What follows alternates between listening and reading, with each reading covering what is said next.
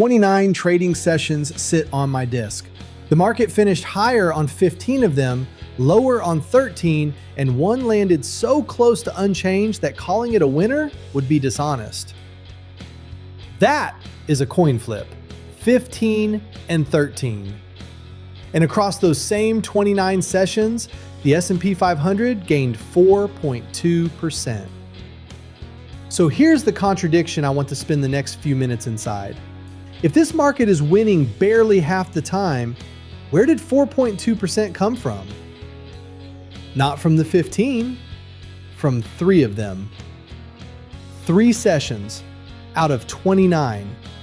And if you take those 3 out, what is left is not a smaller gain, it is a loss. I will put that number on screen in the last chapter. 5 parts, every figure measured off my own archived sessions. Let's go.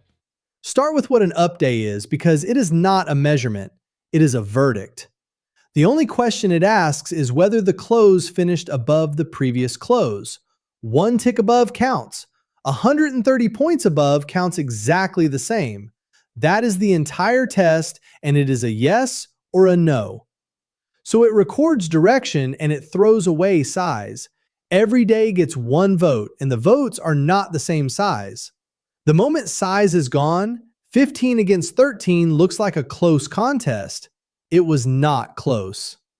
Across these sessions, the average up day gained about 0.7%, and the average down day lost about 0.5%.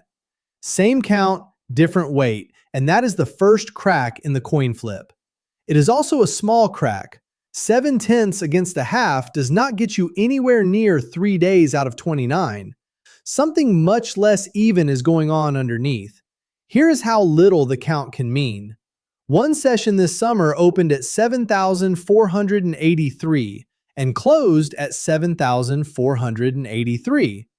The distance between the previous close and the final print was 1/100th of a point. 0.00% after 6.5 hours of trading. My archive cannot honestly call that day a winner, and neither can you, but a count has no room for that. Every session has to go in one column or the other. Now line up all 15 of the green days by size. The smallest of them is 0.02 of a percent. The largest is 1.79. That is not 15 of the same thing. That is a ladder, and the count treats every rung on it as 1 vote. Look at the shape of it. 3 bars stand taller than everything underneath them, and those 3 are the whole story. So let me name them. 3 sessions, and not one of them looked like a turning point while it was happening. Here is the first, opening bell to close. That session gained 1.79%. The biggest one-day gain the S&P made anywhere in the stretch. 3 sessions before it came this one. It finished up 1.66.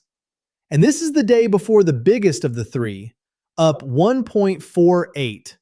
Chain those 3 together and they come to 5.01%. Sit with that for a second.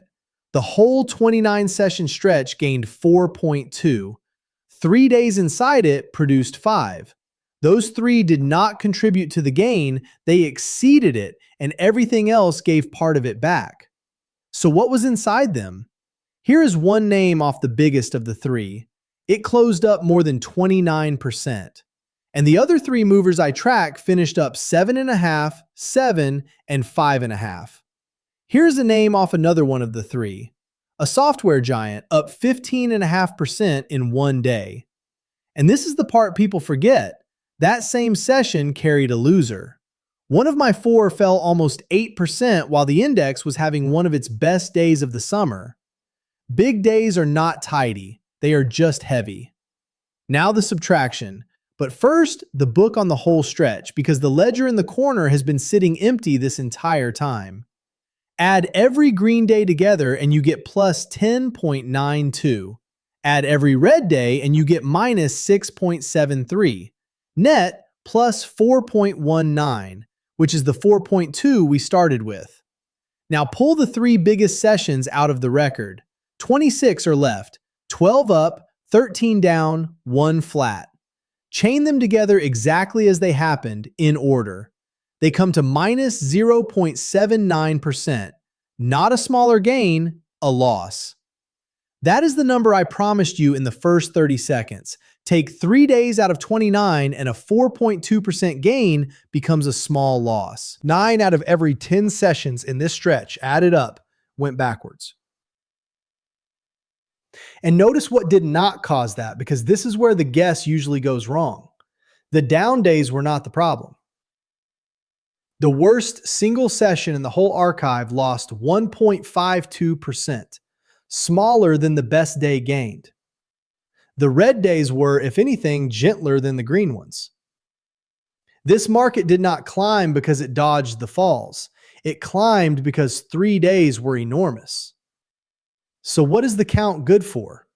Because I am not telling you it is worthless. It tells you the weather. It does not tell you the altitude. When someone says the market rose on most days this month, they have told you something true and almost useless. That direction leaned slightly up. They have not told you whether the month went anywhere, and in this stretch, those two answers came apart completely. 2 honest limits before I let you go. This is 29 sessions, about 1 month of archived data. It is not a law of markets, and I am not claiming it always runs this way. And the 3 days I pulled were the 3 biggest in this particular stretch. A different stretch hands you different days. What does carry is the shape. A market's return is not spread evenly across its days. An account gives every session 1 vote when the sessions are wildly different sizes. 15 up, 13 down, 1 flat. It looked exactly like a coin flip. 3 of the 29 decided it, and the other 26 lost ground. Next time we go inside one of those 3 days and take it apart hour by hour to find out what a session has to do to get that big.